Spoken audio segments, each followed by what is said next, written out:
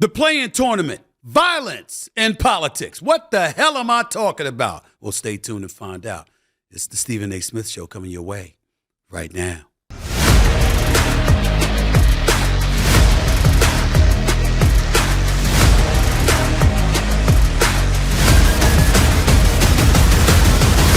What's up, everybody?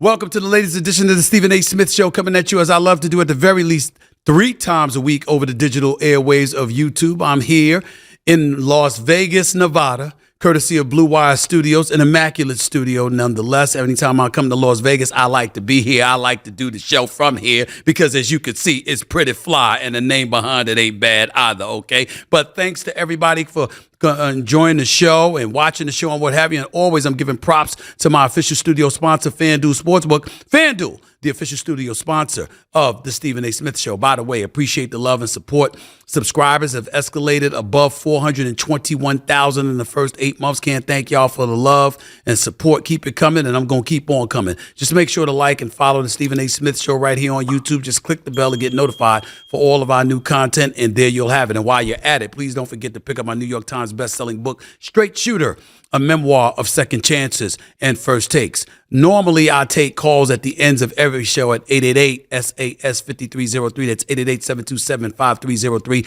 But we don't have phone lines when I'm on the road, so I'm just going to take some tweets and I'll answer some questions y'all throw my way, and I'll be happy to vibe with y'all in that regard until I get back to my home studios. First things first, I'm going to touch on the NBA because the Los Angeles Lakers are one of the reasons that I'm here. They are in the play-in tournament in the semifinals in Las Vegas, Nevada, getting set to go up against the New Orleans Pelicans tomorrow night. I'm looking forward to that. Obviously, LeBron James is approaching 39 years of age at the end of this month, his 21st season in the National Basketball Association, and he's still the best damn player on the court most of the time. Now, on one hand, I want to give LeBron James love. Because he is one of the top 2 players in the history of basketball as far as I'm concerned. Okay, I'm always going to put MJ first. I put him second. But my God, is he great. And he's phenomenal. And to be in his 21st year at age 39 with the physique, the stamina, et cetera, he has to get props. But at some point in time, can I look at y'all, the rest of y'all in the National Basketball Association, and ask you some simple questions? Where's your pride? Where's your dignity? I mean, the brother's a senior citizen in the NBA, for crying out loud. And he in better shape than all of y'all. What LeBron James is doing compared to y'all is the equivalence of a 70-year-old man outrunning 25 and 30-year-olds. How the hell is he continuously in better shape? How the hell is he continuously more reliable, more dependable, more productive than the great ones, including Anthony Davis? What is up? Seriously. Anthony Davis is all world, and I get that. And I predicted that the Lakers was going to make it this far in the Western Conference semifinals. You know why? Because when it comes to being a first, LeBron James likes that. Go to 10 NBA finals. You win 4 NBA championships. You capture 4 league MVP honors. Oh, yeah, it ain't too many people done that. He likes being an originator and innovator. Somebody that achieves what most don't, what most can't. And when they inserted and implemented this play-in tournament, I kind of knew that LeBron James and the Lakers was going to be here because guess what? He was going to make it a priority with his leadership and his focus. You notice where they struggled throughout this season thus far. They were balling when it came to the play-in games because they said, yo, it's Vegas. Yo, it's an additional $500,000 in every winner's pocket. Everybody ain't making LeBron James money. Everybody ain't making Anthony Davis money. So you better know it that some of these lesser paid players, if you got an opportunity to pocket $500,000 apiece for the winners, you know people going to be balling. You knew that was going to happen. So the Lakers are here in Vegas, okay? The Milwaukee Bucks are here too. You see Giannis?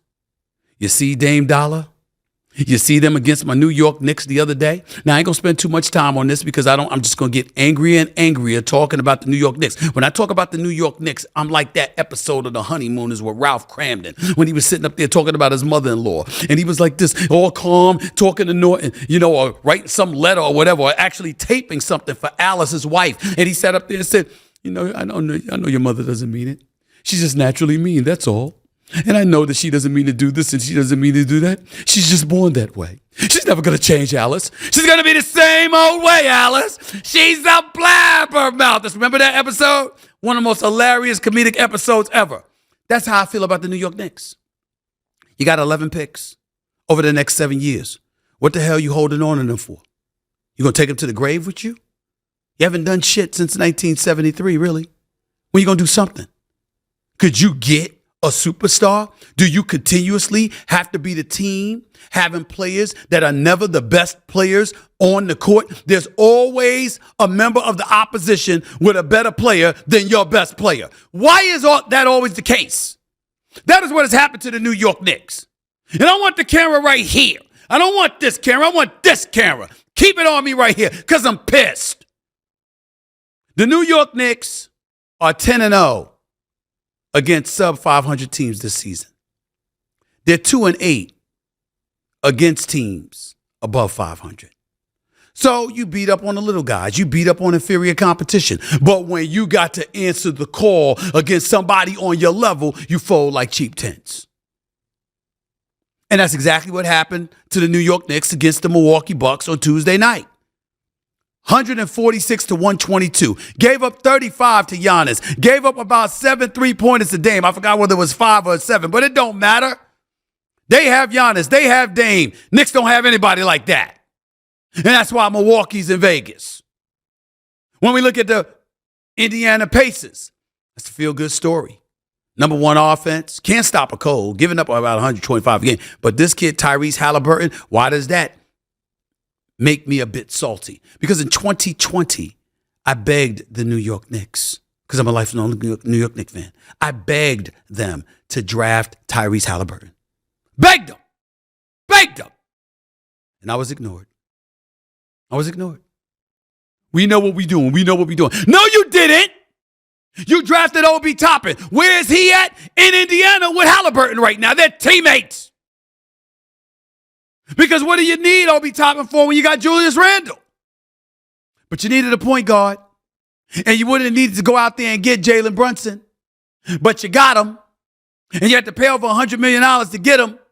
And as a result of that, you wanted to sit up there and bluff Utah for Donovan Mitchell, but Cleveland ultimately got in there like a thief in the night and got him away from Utah instead of you. And instead of having a backcourt of Tyrese Halliburton and Donovan Mitchell, the New York Knicks have Jalen Brunson, who's damn good, and a bunch of moving parts.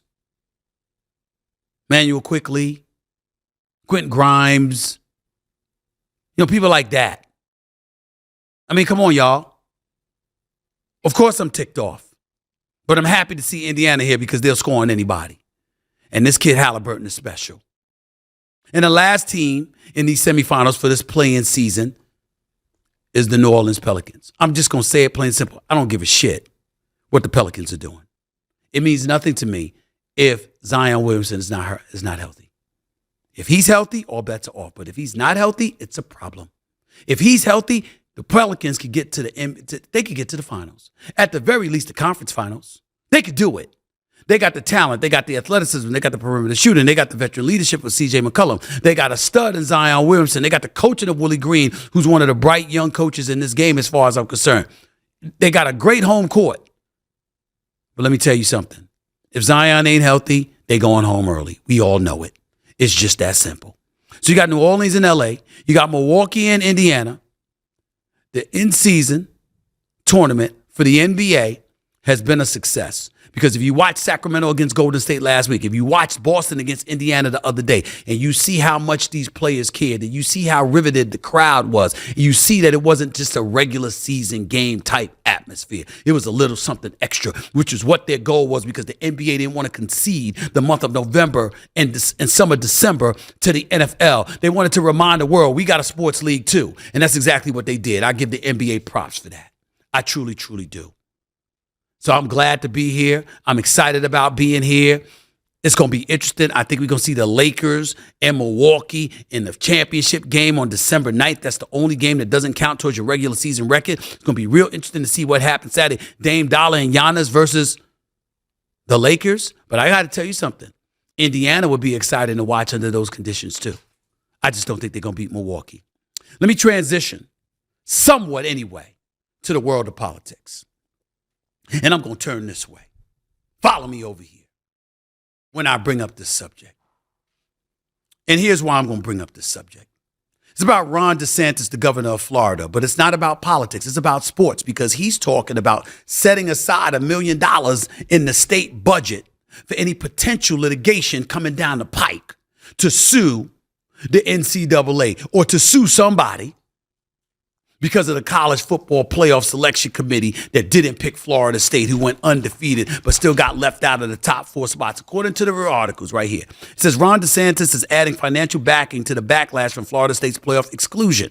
DeSantis announced on Tuesday that he wants to set aside $1 million for, quote, any litigation expenses that may come as a result of this decision by the College Football Playoff Committee to snub the 13-0 ACC champion Florida State Seminoles. DeSantis made his remark during a news conference to present his 2024-25 budget recommendations. Quote, my first grader, my fifth grader, and my preschooler, they're all Noles, and they are big-time fans, and they do the tomahawk chop, and they were not happy, DeSantis said. We're going to set aside $1 million and let the chips fall where they may. Will you stop? First of all, sir, don't you have bigger priorities? I mean, you're trailing Donald Trump by about 59 points in the polls. The man ain't even show up to debate you because he considers you that insignificant. Don't you have bigger problems? Don't you have bigger problems? I mean, thank the good Lord that you ain't trying to alter the education system by talking to us about how there were good elements of slavery with the school board people that you put in place that were trying to make that argument. Thank goodness you ain't doing that anymore. Lord knows what you got planned down the pike in terms of who you want to battle with, who you want to fight with.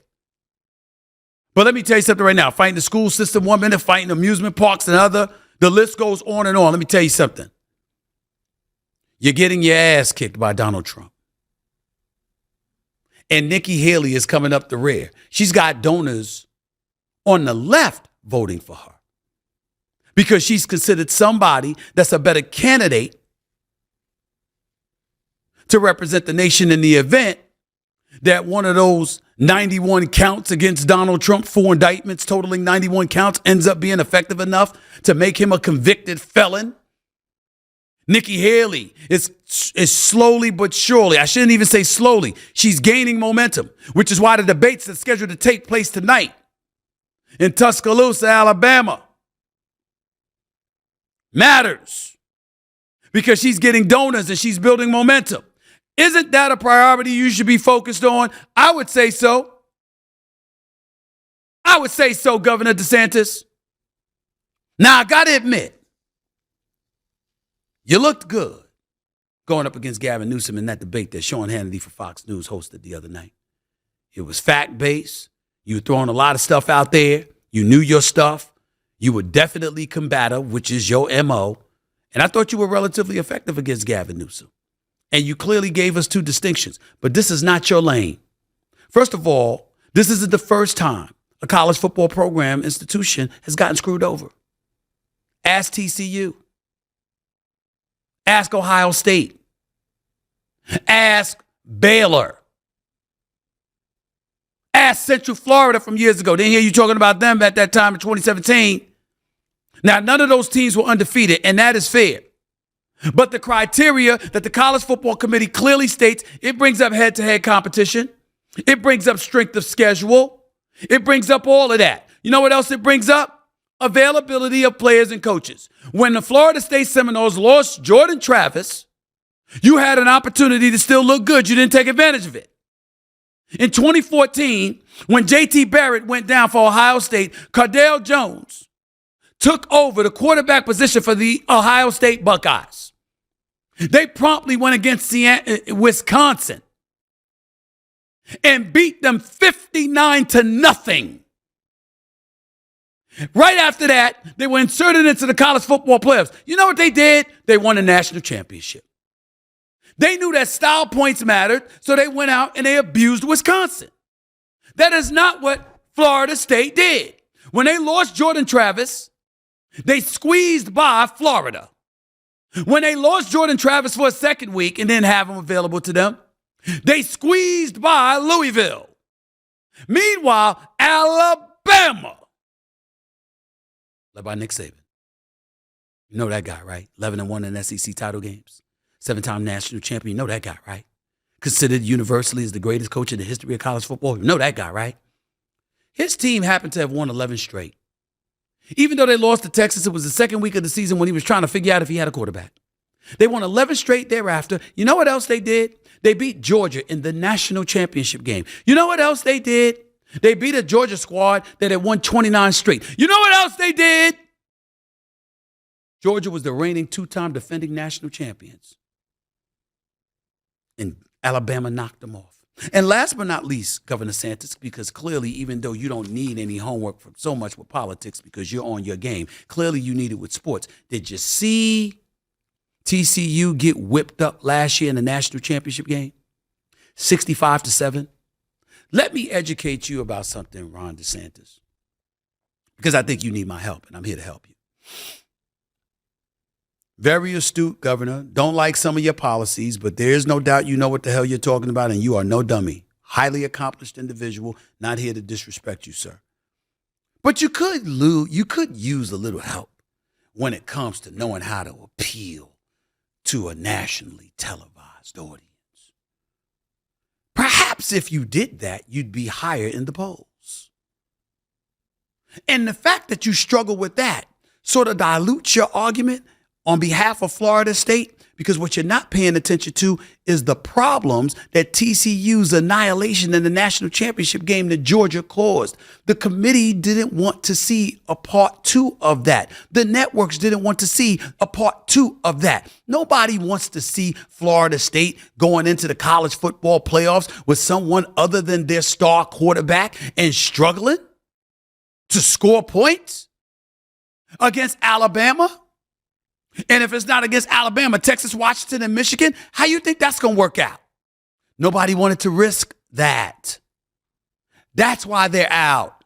And that's why you can talk all of this nonsense and all of this pomp and circumstance about shoving money aside, $1 million aside, like some litigation is going to come down the pike that's going to be effective. It's not going to work. College football has been doing this forever. You didn't bitch before. When your teams or the team representing your state wasn't the one getting screwed over before, nobody's going to listen to you now. That's just the way it is, sir. That's just the way it is. Just stop it.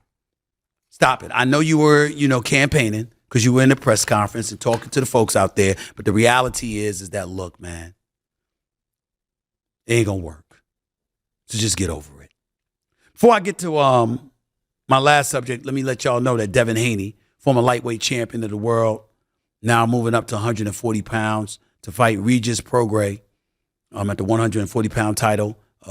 He's going to be my next guest on. I can't wait to talk to him. But before I get into that, no matter what we see in that fight Saturday night, it is highly unlikely or pretty close to impossible that we're going to see anything like what we saw just a few days ago. I don't know if y'all have ever heard of bare knuckle fighting. I'm sure you have. It's called BYB, Extreme Bare Knuckle Fighting. It made its Denver debut at Stockyards Event Center last Saturday, which was December 2nd in Colorado. It was headlined by a lightweight championship showdown between Mark the Shark Irwin and Julio Tenoro Rodriguez.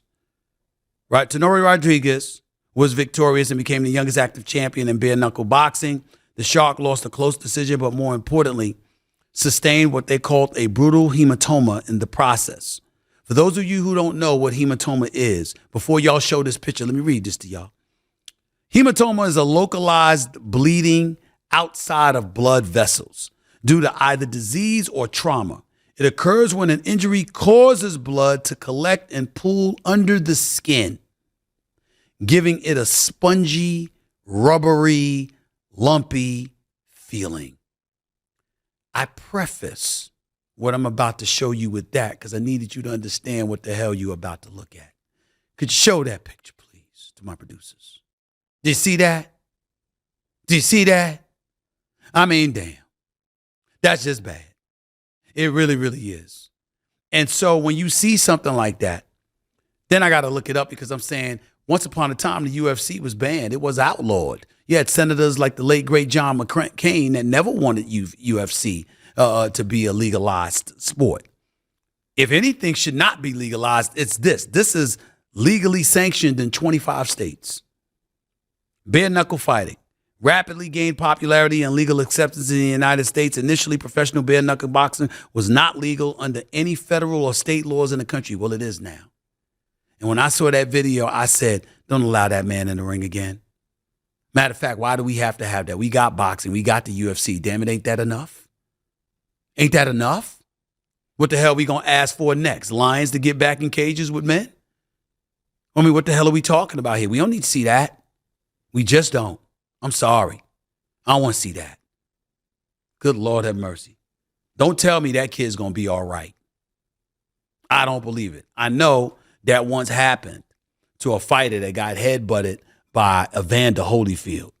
I think it was Hasim Rahman that had that hematoma. That was wild. But that's just something else. By the way, fighters are permitted to wrap and tape the wrist, thumb, and mid-hand. No gauze or tape can be within 1 inch of the knuckles. Punches are the only strike allowed and must be a closed fist. No kicks, no elbows, no knees, nor grappling.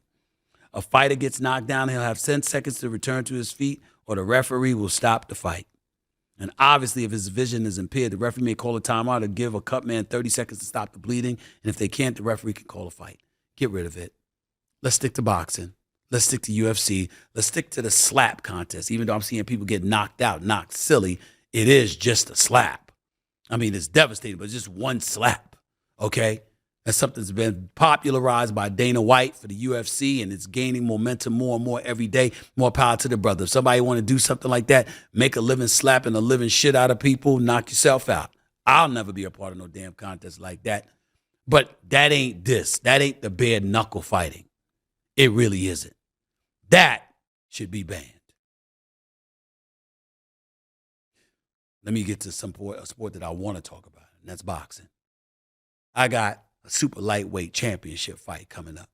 Devin Haney, undefeated at 30-0 with 15 KOs, going against Regis Prograis, 29-1 with 24 knockouts. Can't wait to talk to Devin Haney about this. After all, he is the guy that just told me the months ago, Stephen A., you can kiss my ass. He said that on Twitter. I'm still going to invite him on the show. You know why? Because I'm a man, and I can take insults. I can give them too. Will I do that next with Devin Haney? Stay tuned to find out. You're listening and watching the Stephen A. Smith Show right here over the digital airwaves with YouTube. Back with more in a minute. As the weather gets colder, the NFL offers Stay Hot on FanDuel. Right now, new customers get $150 in bonus bets with any winning $5 moneyline bet. That's $150 if your team wins. If you've been thinking about joining FanDuel, there's no better time to get in on the action. The app is so easy to use. There's a wide range of betting options, including spreads, player props, over-unders, and more. So visit FanDuel.com/SAS and kick off the NFL season. FanDuel, official partner of the NFL.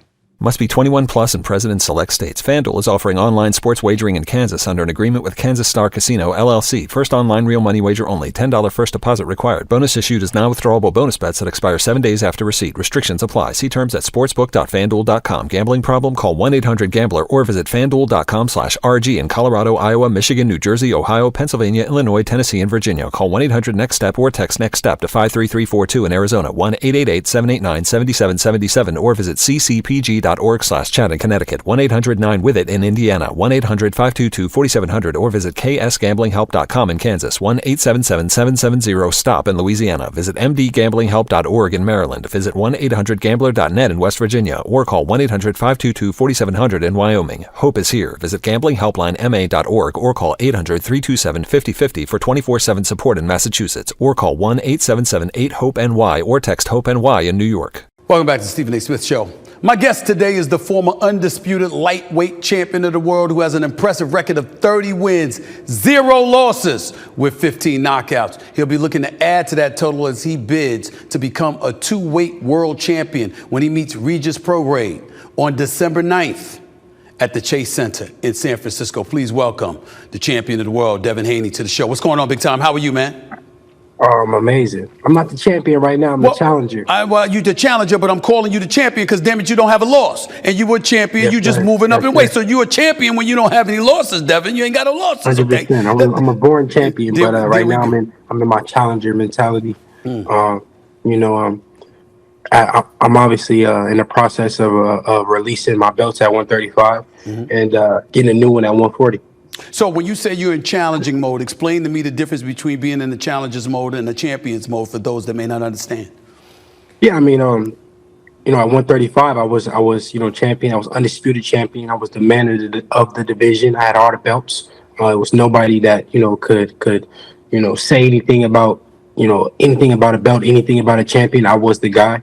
But now I'm moving up in weight, and I'm at 140. So now I'm fighting the champion. I'm going up, you know, my first fighting the champion, fighting the guy, you know, who holds one of the 4 belts at 140. And, you know, my mentality is, you know, same way I had, you know, when I went to Australia. You know, I had that challenging, you know, mentality when I went over there to fight George Kambosos. Yeah, and you handled your business against them, no question about that. But when people look at you, they see you at 135 moving up to 140, they're saying, excuse me, the Shakur Stevensons of the world, the Gervonta Davises of the world, and others were at that 135-pound division. Why not stay and fight at that division, clean up that division, obviously, and then move up to 140? To that, you say what? I mean, Shakur could have been my last fight at 135. You know, I sent him an offer to make the fight happen. He turned it down. You know, he countered with, you know, 50%, whatever. We're not gonna get into too deep into that, but you know, he turned down the offer. So it really made, you know, it made a fight set up for me and Regis Prograis, and just, you know, over this time, you know, my body has matured. My body has, you know, I've been at 135 for 30 fights now. You know, that's unheard of. I did everything at 135, undisputed, defended it twice. Now it's time to move up to 140 and, you know, come in as a challenger and become a champion at 140 once again. Has it been a challenge for you to stay at 135? I'm just talking weight-wise. Is it easier for you to be more? Is it easier for you to be up at 140? No, I mean, it's been a huge challenge. You know, I've been at 135 since I was in the amateurs. I was 17 years old fighting at 135, and now I'm 25 years old, and you know, my body's matured. You know, my muscles have got bigger. You know, it was just a long time coming, and I'm happy that I'm leaving the division, you know, undefeated. You know, I left undisputed with all the hardware. But now eventually, you know, guys have to go up in weight, and that's just showed that's what the greats did. And you know, I feel like I'm gonna be a great in the sport of boxing, and you know, I'm just following the greats' lead. Well, the first order of business is that your skills are magnificent. There's no denying that. Not only that, you flew across the ocean.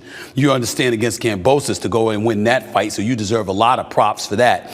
And considering the fact that you're 30-0, that should speak for itself. But now that you're moving up to fight Regis Prograis, I mean, I'm sure you've heard the smack talking that he's thrown in your direction. His daddy is talking a lot about, you know, I'm sorry, not his trainer was talking a lot about you, about your dad as well. What is all of that about? And he's guaranteeing a knockout, by the way. Your reaction to all of that? He gonna say what he want to say. You know, everybody got a plan until they get in there. You know, I'm gonna go in there. I'm gonna handicap him of his best attributes. You know, this is boxing. I'm not a novice fighter. I'm not a fighter that, you know, you can go in there and think you just gonna, you know, look for a lucky punch or look to land one big shot. And I will show him that, you know, my skills pay the bills, and I'm here at this level for a reason. Let's talk about his skills. He is a champion at 140. He's 29-1 with 24 knockouts. He puts people to sleep. Give him credit for that. But we don't really hear that much about him, especially compared to what we hear about you and a lot of cats at 135 pounds. Why don't we hear more about Regis Prograis? Why haven't we heard more about him, especially coming into this fight against you? Oh, because he's a guy that a lot of these fighters don't want to fight. You know, he's a guy who's very dangerous, and a guy that a lot of these fighters ducked. But a guy like me, Devin Haney, you know, I'm taking on the toughest test. I want to fight the best fighters in the world and show them that I'm levels above them, and that I am the best. I'm asking you to break down from a boxing analysis perspective. What is it about him that makes people want to avoid him? His power. He's a knockout puncher. He's relentless. And you know, he comes to win every time. His only losses is against Josh Taylor. Josh Taylor became undisputed, you know, in that fight. And he's been, you know, knocking everybody out since. So you want to go up against him, and obviously, even though you've got 30 wins, undefeated, only a 50% knockout rate, your concerns, if any, going into a fight of this magnitude? It ain't no only 50% knockout rate. You know, at the end of the day, I've been fighting at the top level for since I was 20 years old. You know, I've been world champion since I was 20 years old. So, you know, I'm fighting the best fighters in the world. I'm not ducking or dodging nobody. So it is no only 50%. I'm fighting the best fighters in the world. I'm not the guy that's fighting these guys that I could just go easily knock out. No, I'm making the biggest and the best fights happen in boxing. These guys are talking about you as if you're somebody that they'll put to sleep. Now, they haven't done that yet, and we've seen that. He's guaranteeing essentially that's going to happen to you. And obviously, it's something I don't want to call sensitive because, look, first of all, I don't disrespect boxing. Anybody that's going to get in the ring, you got more courage than 99.99% of the population. Major props to all of y'all who get in that square circle and willing to do your thing. But I'm asking you, going into this fight, you've got cats looking at you. They're pointing, whether it's against Linares or anybody else, they're looking at you. They say you've been hurt before. You're there to be had. We can take Devin Haney. Why do you think these people say this about you? They're going to say something regardless. You know, if I never been hit and I never been hurt, then they're going to say, well, what is he going to do when he takes a punch? Then I take a punch and I get buzzed, but I don't go down. Then they're going to say, oh, I got no chin. You know, Lomachenko hit me on the chin multiple times. And we seen Lomachenko put guys out to sleep. So my chin can't be that bad. Right. Okay. One of the other things that I wanted to throw out is that they say, meaning Prograis in his camp, that you're accustomed to fighting guys your size or a bit smaller. That's not necessarily going to be the case here. He's not nearly as small as the fighters that you have fought in the past. To that you say what?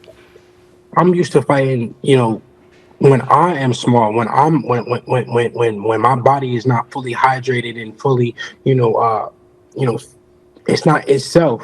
So, you know, I'm really, you know, a bigger guy that was shrinking down to make the weight to defend my belts and to show how good I really was. But now I get a chance to, go in this fight healthy, strong, big. This training camp, we got a chance to work on, game plan and getting better rather than, focusing on losing weight.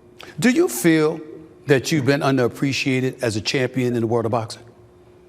Man, they're gonna say what they want to say at the end of the day. I'm gonna keep beating whoever they put in front of me. If they appreciate me or if they don't, at the end of the day, I'm able to provide for me and my family, my loved ones, and only Allah can judge me. I want to show you a tweet that you put out, and it was months ago, and you put it out towards me. I want to show the world the tweet that you put out there. Put the tweet up there, right? Stephen A. kissed my ass because you were mad at me, I guess because I talked about how I thought the fight between you and Lomachenko was so close. Just for the record, by the way, I take no offense to that stuff, man. Please, I get it, I understand it, but I did think the fight was pretty damn close, Devin. I thought that you won the early rounds. I thought that he gathered steam as the fight wore on, and you looked a little bit more fatigued and that he was somewhat stalking you. That was my opinion about the fight. What was yours? But you could say that I look fatigued, but at the end of the day, I won the last round on all three judges' scorecards. Right. So I including mine. If I didn't win that last round, the fight would have been a draw. Okay. I needed that last round. I got the last round, and I won the fight. All right. But I even said, but check out what I'm saying. I felt you won the fight, but I felt it was so close, it wouldn't have been an insult if it was a draw, which was all that I said. But my point to you was you just really validated it because you talked about how it was a struggle to keep that weight, to get to that 135, et cetera, et cetera. So it's not beyond the realm of comprehension that somebody's looking at you and saying, wait a minute, moving up to 140 now, that might be to his advantage because he didn't have to drain himself trying to be at 135. What about that notion? 100%. I 100% agree with that. I don't remember exactly what I thought that you said. When I said kiss my ass, I thought that you said that it was a robbery, but I don't know. Don't quote me on that. That was somebody else. That was somebody else. I did not call it a robbery, but it's okay. It's okay because they lie on me all the damn time anyway. It's no big deal whatsoever. But I want to get back to you in this regard. I'm looking at you and I'm saying 30-0. At some point in time, you putting your life on the line when you step into that circle. The bottom line is this. You want to get paid. You want the biggest fights imaginable. A win particularly in spectacular fashion against Prograis. What do you think this will do for you? I think I do everything. First off, I'm making history. For me, being a 2 division champion.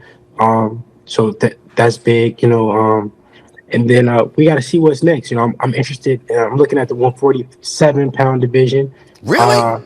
Yeah, I'm looking at. I'm looking to see what they had. We explored some fights there, but our main focus is Regis Prograis. Going in there, beating him, and then I could tell you what's next. We got some stuff up our sleeve for sure. I would say this though, Devin. The money to me is at the lightweight division. I mean, when you talk about 135 and you look at the cats in there, I mean, don't get me wrong, you got Teofimo Lopez up where you going and what have you. But I'm looking at it and I'm saying the money fights, whether it's a Shakur, whether it's a Javante and others, it seems to be at the division you're departing from. You don't think about that at all? 100%, but I can't force these guys to get in the ring with me, for one, and two, I can't force myself to make the weight. At the end of the day, your body's gonna mature, and my body has outgrown the weight. There's nothing that I can do. I stayed at 135 as long as I possibly could. I could have been, moved up. I should have been moved up, but it was more about bragging rights and proving to people wrong. But I'm at the point where I've accomplished everything at 135.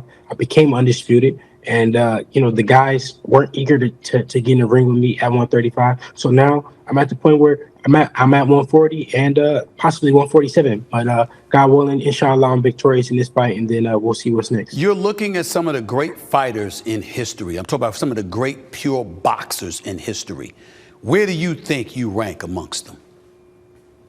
Oh, I wouldn't say I'm an all-time great yet, but I'm definitely headed in that direction for sure. Who do you idolize or model yourself after? Sugar Ray Leonard, Muhammad Ali, Floyd, Roy Jones, old throwback fighters like Ezra Charles, Sugar Ray Robinson. I study the greats.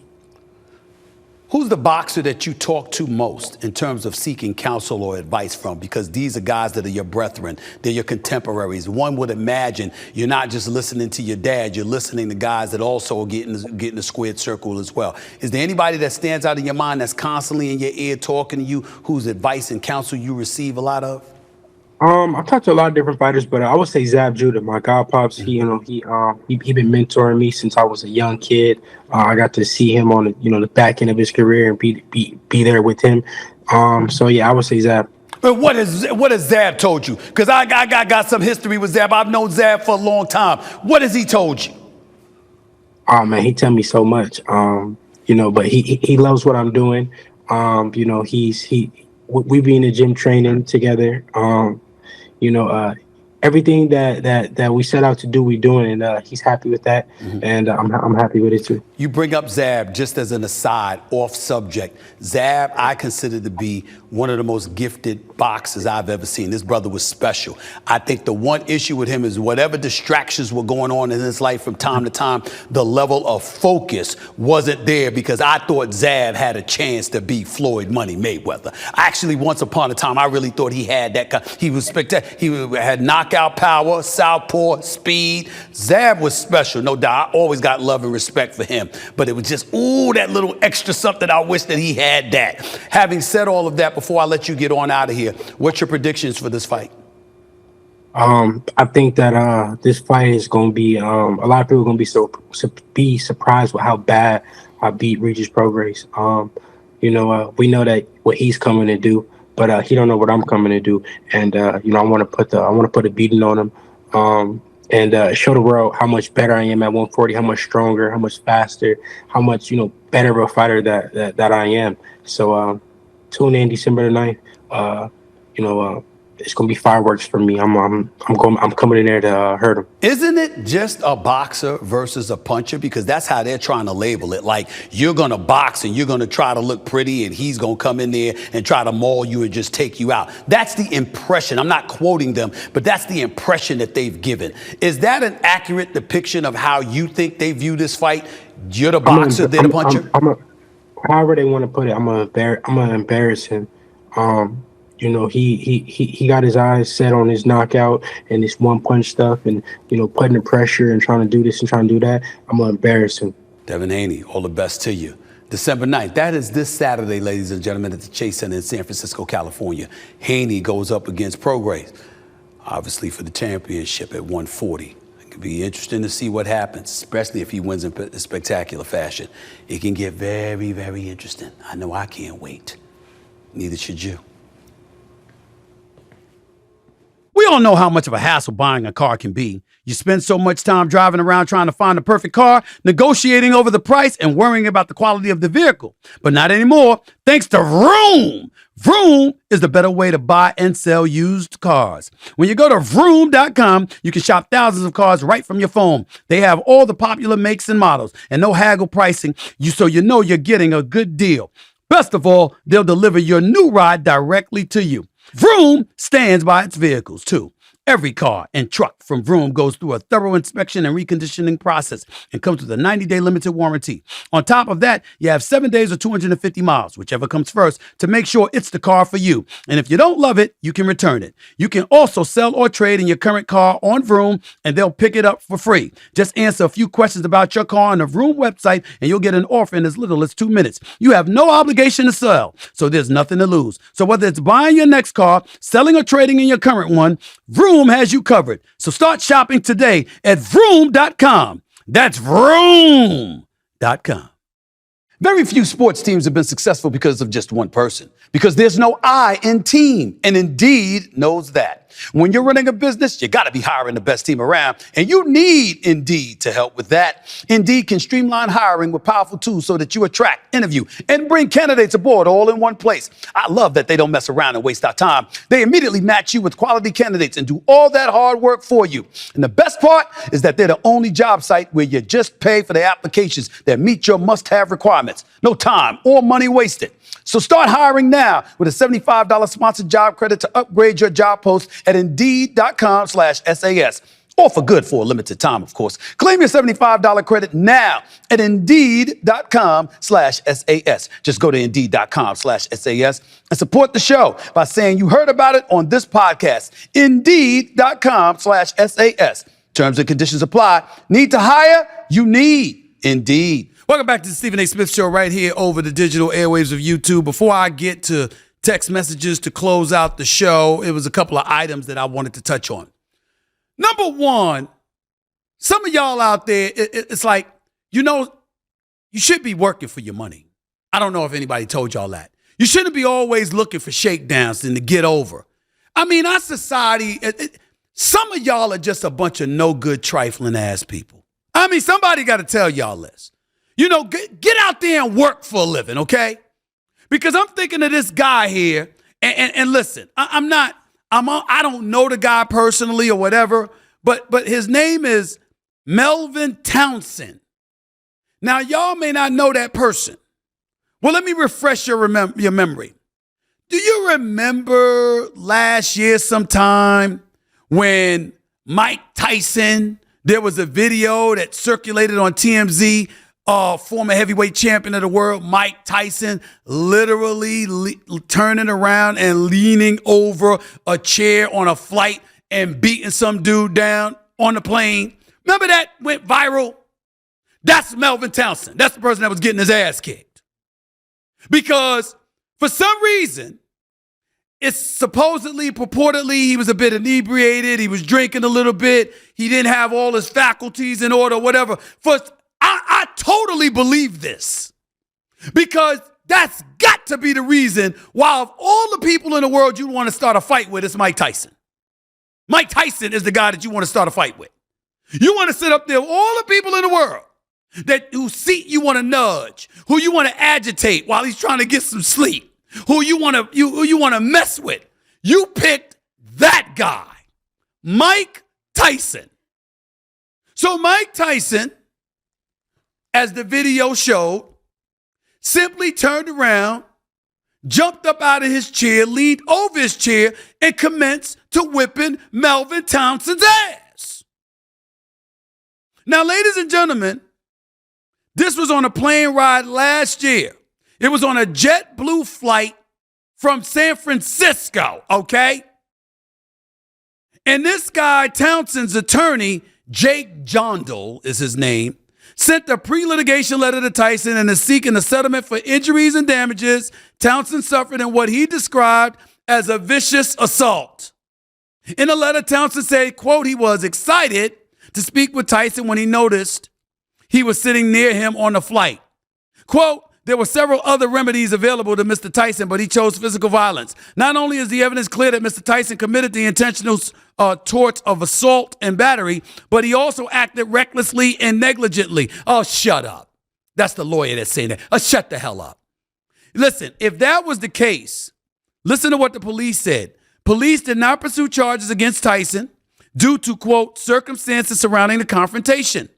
Those circumstances, quote, include the conduct of the victim leading up to the incident and the interaction between Mike Tyson and the victim, as well as requests of both the victim and Mr. Tyson that no charges be filed. If you was going to file charges, you should have did it that day, that moment. Now, I don't know whether you didn't do it because you knew you were wrong, or you didn't do it because you was too drunk to make sense of anything, or you were just recovering from getting your ass kicked. But I know this much.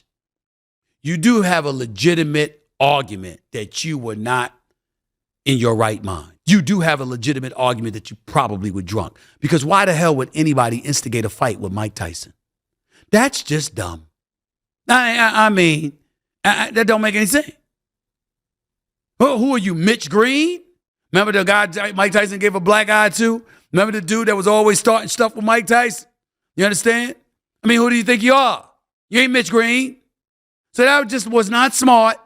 It is what it is. I'm not trying to call a brother out or all of this other stuff, but seeking $450,000 in damages, if Mike Tyson gives it to me, then I won't go to court. Listen, Mike Tyson's lawyer said it best, and I completely agree with him. Tyson's lawyer, Alex Spiro, has accused Townsend of attempting to, quote unquote, shake down the boxer. Quote, I have received a shakedown letter related to some instigators' harassment of Mike a year ago and the aftermath.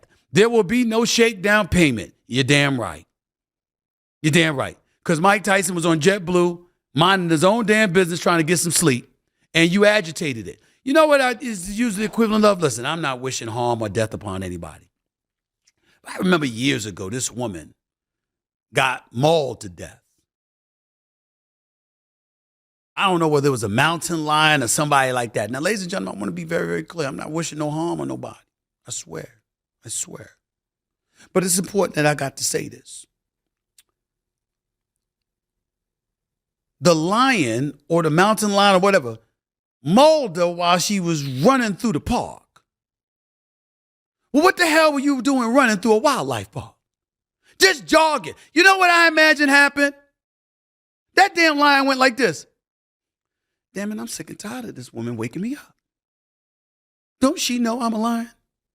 Why she keep running through this damn park like this? Waking me up in the damn morning at 5:30 to get her jogging.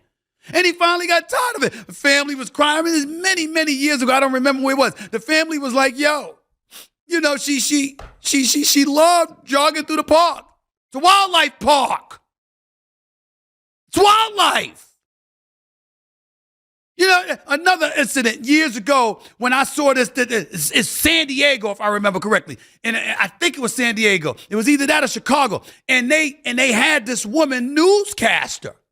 And they put a bear next to her with some kind of mask or muzzle over him, you know, so he couldn't bite her. So they sat the bear next to her. And the next thing you know, the bear went like this. And started beating her up. Like, why are you sitting next to a bear? Who the hell's idea was it to bring a damn bear into a television station? And by the way, you don't put anything over his paws or anything like that. It never occurred to you that he's like, do you not know I'm a bear? And see, some of the stuff that we just do, I just don't understand us as human beings. I just don't get it. I just don't get it. We want to skydive like we birds. We want to scuba dive like we fish. You understand what I'm saying? We want to be in wildlife parks acting like we one of them. Let me hug this lion. Let me walk through the park and jog and it ain't going to be a problem. Oh, the lion loves me. This bear, let me bring a damn bear into a television studio and sit him next to the damn newscaster. Ladies and gentlemen, somebody got to say it, so I'm going to say it. These are white people problems. I'm sorry. I'm just sorry. White people, we, as Bernie Mac would say, we the same, but we different. We the same, but we different. Okay? The late, great Bernie Mac would say, we're kings of comedy. We the same, but we different. White folks go, they eat their cheese sandwich. You understand? 15-minute break, they come back. My people, I don't know what's wrong with us. I don't know what's wrong with us. When we break, that's just what the fuck we do. We break. You seen Johnny? Remember when Bernie Mac said that? White folks and black folks are different. Black folks are not sitting next to a bear in a television studio. Black folks are not jogging through wildlife parks. Let me get my jog in. I have to get my stamina and my conditioning up. But there's lions and mountain lions and stuff like that rolling around. No, black people are not doing that. We're not doing that. We're not going to the park if we hear about them being there. So we have to give white folk credit for courage, because y'all are courage. Y'all are very, very courageous people. Black folks, we don't think like that. We just don't. I just really, really want to get in my jog. I know those lions are over there, but my gosh, I love them, and they love me, and they wouldn't bother me. I jog here all the time. Really? Really? Come on, y'all. That's how I feel that guy did messing with Mike Tyson. Poking the bear. Pun intended. That's what the hell he did. Okay? And you got what you deserve. Last but not least, before I get to some of these questions, before I get on out of here for the day, and thanks again to the great Devin Haney. He got to handle his business this week. It's going to be real interesting to see what kind of fight he puts up. He should win. His boxing skills are superior, but this guy, Prograis, got some major, major power. No question about that. Here's what I will say, y'all. With this whole Biden, President Joe Biden, telling donors he's not sure, quote, I'm not sure I'd be running if Trump wasn't in the race. You're losing, sir. You're losing momentum. So to the Democratic Party, I want to know what you're going to do about it. You see, at some point in time, we need to look at the Democratic Party and point the finger at them for whatever level of regression has kicked in this country. That's right, I said it. And I can say it because I usually vote Democratic. Well, here's what I mean by that. We want to complain about the Supreme Court. It's a 6-3 majority, right? Well, damn, look at the kind of advantage they have right now. Well, it would have been 5-4, which is much closer, and all you need is one swing vote, and things could have gotten done. But you know why it wasn't a 5-4 vote? Because the late, great Ruth Bader Ginsburg, God rest her soul, was a Supreme Court justice who, by the way, had illnesses and ailments, and also was in the Supreme Court into her 80s. Barack Obama purportedly begged her to retire.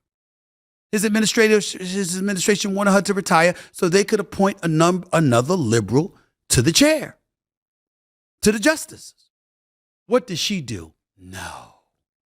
I want to stay here because I want a woman to select my successor. And then Hillary Rodham Clinton lost.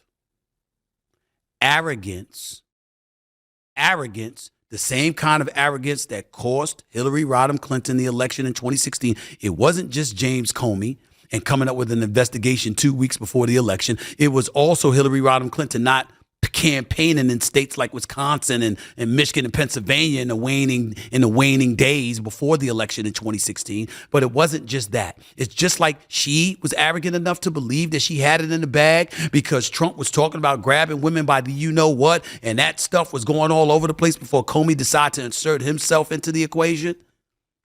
The other side to this was Ruth Bader Ginsburg, refusing to retire and allow Barack Obama to appoint her successor because she swore up and down Hillary Rodham Clinton was going to win. She's a big reason why the court is tilted 6-3. And just like that level of arrogance has cost the liberals and the Democrats in this country power and influence in certain key pivotal positions, That's the same thing that's happening now. We want Biden. We want Biden. He's the right man for the job. Well, who says that? He's going to be 82 come election year. He looks feeble now. Kamala Harris, I wish she had more of an impact. I really, really did. I think she's smart as hell, and I think that she'd do a great job if she had the seat. But I don't think she's beating Trump in a campaign. I don't think she'd beat Nikki Haley or Ron DeSantis in a campaign. In an election, rather. I don't think that would happen. I don't know if any of the liberals do, but I do think that Gavin Newsom would have the best shot, not because he's my cup of tea, because those taxes in California are pretty damn high, and the homelessness can't be ignored, and the crime can't be ignored, and the cost of living can't be ignored. But I tell you this much, if you are a liberal, that's your guy. That's your guy. If you are a flaming liberal, Gavin Newsom is the person right now looking most presidential. So guess what, President Biden? Maybe, just maybe, you should look at the reality that you're slipping with each passing day. Maybe it's because of your age. Maybe it's because of your son, Hunter Biden, and the scandal that he's been involved in that has stained your family name because you're involved in it too in some people's eyes. Or maybe, just maybe, it's the combination of both. Either way you slice it, hey, how about simply backing out and bowing out and handing the reins to a younger, vibrant, highly intellectual, great debater that he is in Gavin Newsom, and find a way to take care of Kamala Harris in a fashion that is suitable for the constituency out there. I think that's the way to go. I think that's something that we should think about. I think that's something that should be treated with the level of seriousness that it deserves. That is my personal opinion. We will see what happens. I don't know what will happen. I will tell you that I'm very concerned. I really am. I'm just looking for some of my notes here because I'm just worried. Anyway, since I'm not with my phones and I don't have my phone system available to me to take calls at 888-SAS-5303, that's 888-727-5303, I will take your questions before I get on out of here for the day. And I thank you for watching and listening thus far. Let's go to question. This is at Shannon Sharpie with 3 E's on the end. Does Stephen A. Smith have game? What are your best pickup lines? Well, I don't have a pickup line. That's why I've got game. Did you get that? You see, women are highly intellectual creatures. They're not fooled by trifling asses. If they appear to be fooled, it's because they like you and they want you anyway, and they're willing to tolerate the fact that you think you got more game than you actually do. Now, there are moments that give you cause to pause. Remember when Martin Lawrence did stand-up Run Till That? And he walked across the stage and he said, hi. He said, I was just looking across, bam, beauty hit me. You know, I just love what I'm seeing, and I would really, really love to get to know you better. I mean, perhaps I'm just paraphrasing here because I don't remember every word that he said. But he said, I would love to see you sometime, but, you know, I don't mean to bother you or anything, but I just want you to know that it moved me. He walked away. Thank you. Goodbye. Lovely seeing you. You're so special. He's like, the women going crazy. Oh, my God, girl. Right? Or I thought it was much smoother when Will Smith was in Hitch and he walked up to that girl Patton, and she was hanging out in that bar by the pool table with a bunch of dudes, and he walked up to her and grabbed her hand and gave him some money and said, please, could you get drinks for 2, please? And she's like, excuse me, I don't work here. He said, I just gave you that just to get you away from all of those fellas. And it worked. It was very, very smooth. You have to look the part. You have to present the part. You have to speak to her respectfully. You have to give her that look that lets her know that you're there for a reason and that you're very interested in her. But you can't look at her like you're objectifying her. You have to look at her like she's beautiful and that you can't take your eyes off her eyes. Because if you're looking anywhere else, she'll spot it. You got to wait until she diverts attention away from you to do that. Trust me on that one. Trust me. Now get on out of here. It's Stephen A. Let's go to the next one, okay? At Ryan Bounce 04, will Dak win the NFL MVP? He's got a chance. Dak Prescott's got a chance to win the NFL MVP because he's playing lights out right now, albeit against primarily a weak competition. I mean, 5 of the teams he's beaten are in last place. Didn't beat the Eagles, didn't beat the San Francisco 49ers.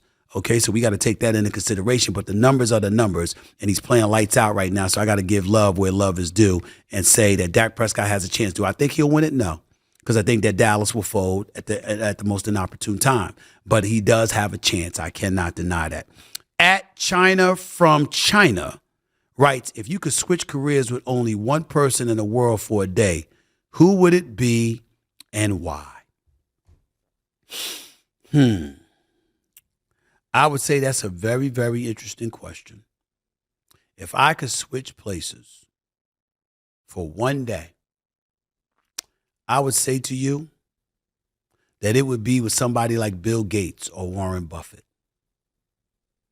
And what I would do is all of that money that they have, I would make sure to contribute as much to the desolate and disenfranchised, to the underprivileged, and make sure that I use that money in the quickest way imaginable to facilitate folks uplifting themselves. Because as a society, we're only as great as our weakest link. And if you leave people behind, scratching and clawing their way for crumbs, ultimately somebody's going to reach high enough just to be able to bring you down. You can't ignore those who are less fortunate than yourselves. You got to always give back in some capacity. So that would be my answer to that question, because they got the money to make that kind of difference. At Feel Like Simmons, right? BBL or natural?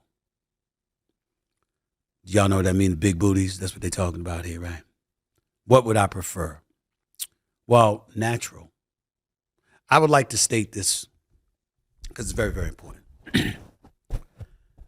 It's no secret what I have a proclivity for.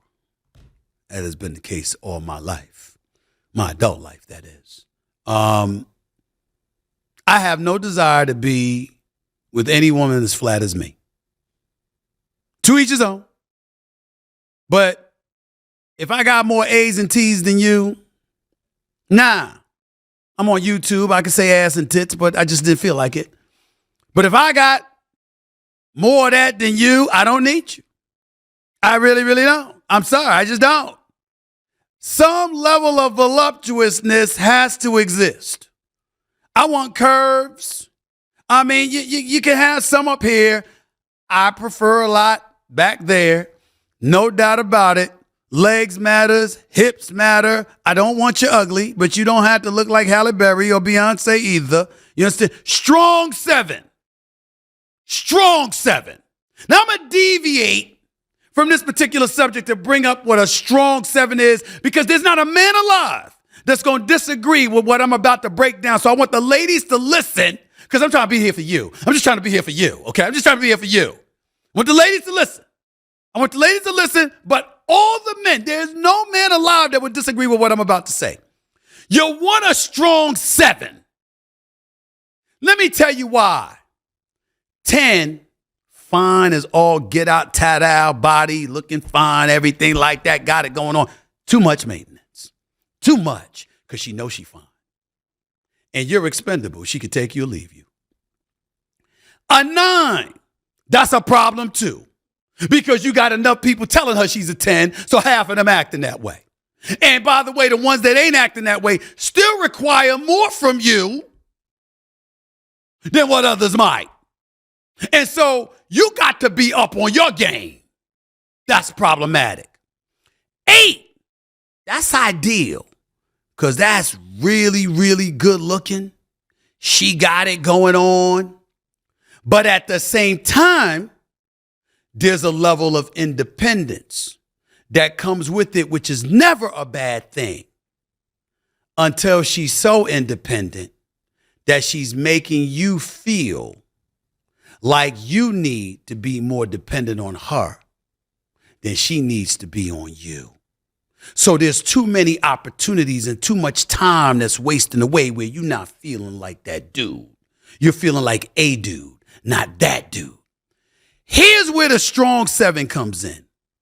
Looks-wise, she can compete with an 8. But her mentality is not that of an 8. So she's more appreciative of you wanting her. As a result, she shows an elevated appreciation for you wanting her. Therefore, she treats you like she wants you. And as a result, y'all have more of a good time together. Fellas, am I lying? Fellas, am I lying? Everybody know I'm telling the truth. Everybody know I'm telling the truth. This is what it is. Strong 7.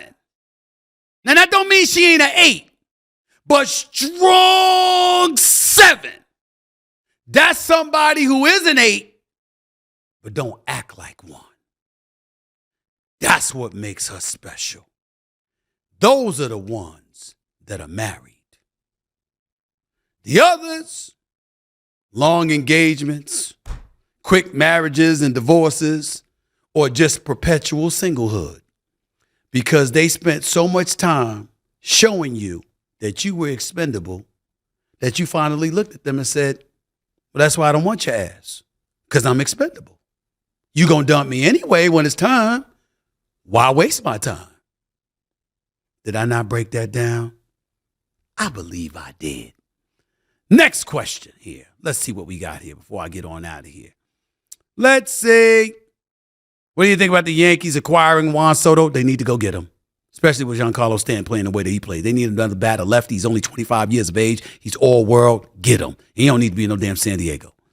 Other question at our ARB Key 134975. What the hell are you trying to do? Hide people from your angle? What the hell, your handle? What's up?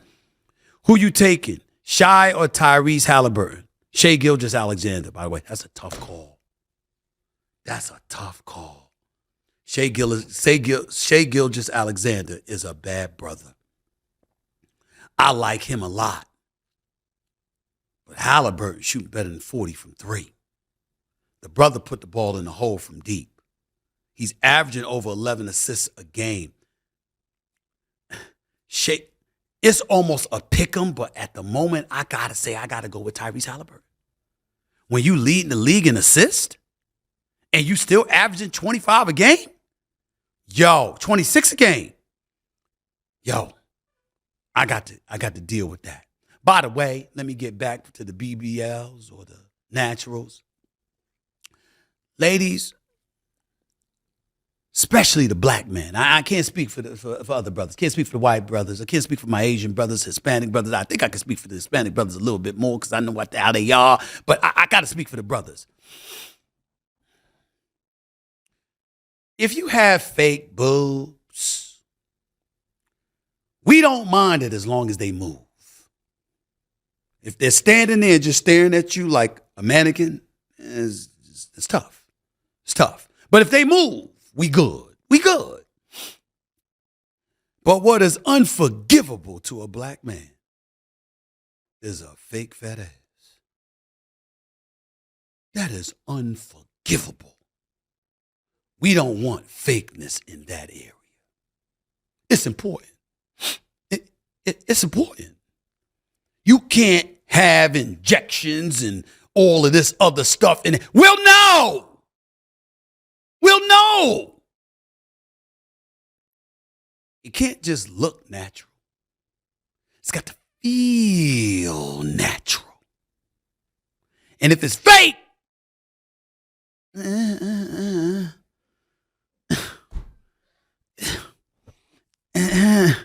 come on, y'all. Am I right, fellas? Am I right, fellas? There's a bunch of men in here with me. They know I'm telling the truth. They glass encased, you know what I'm saying? But they all nodding. They see that you see them out there. They know. They know. They see them, so they know. Am I right? I'm not lying. Ladies, this is not insults. I'm looking out for you by telling you. I'm giving you the intel. I'm giving you the intel. Because I want you to hear me so you can conquer whatever demons lie in your way. I love y'all. I'm here for y'all. I was raised by women. My sister's here with me right now. My sister Carmen is right there. Carmen, have I not been taught this? Was I not taught this by my sisters? What, Steve? Was I not? Tell the truth.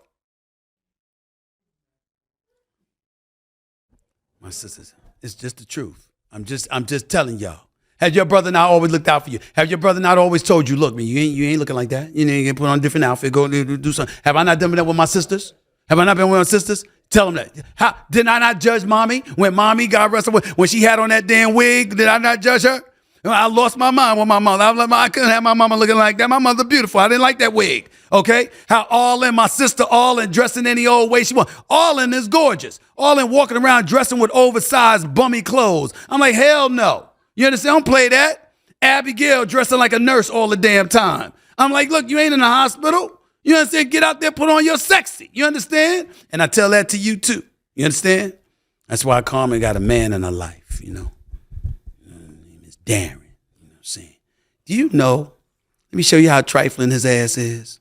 Do you know he don't even look up? He don't even look up. Every time he see my sister. And his eyes are right there, waist high. He can't even bring himself to look up at my sister 90% of the time. It's a damn shame. It's a damn shame. You understand what I'm saying? Because I don't look at my sister like that. I don't know what she got because I don't look at my sister like that. She's my sister, damn it. But we like what we like. I'm just being real with y'all. Everybody knows it's important. Until next time, I'll be back this weekend. I'm not going to do something on Friday, but I'll be back here Saturday before the fight. Stick around. It's the Stephen A. Smith Show coming your way. Until then, peace and love to all of y'all out there, especially the ones that need some help. Can't be back there, ladies. Squats, running, stairmaster, lunges, not injections. Not injections. Remember I said that. Talk to y'all later. Peace and love.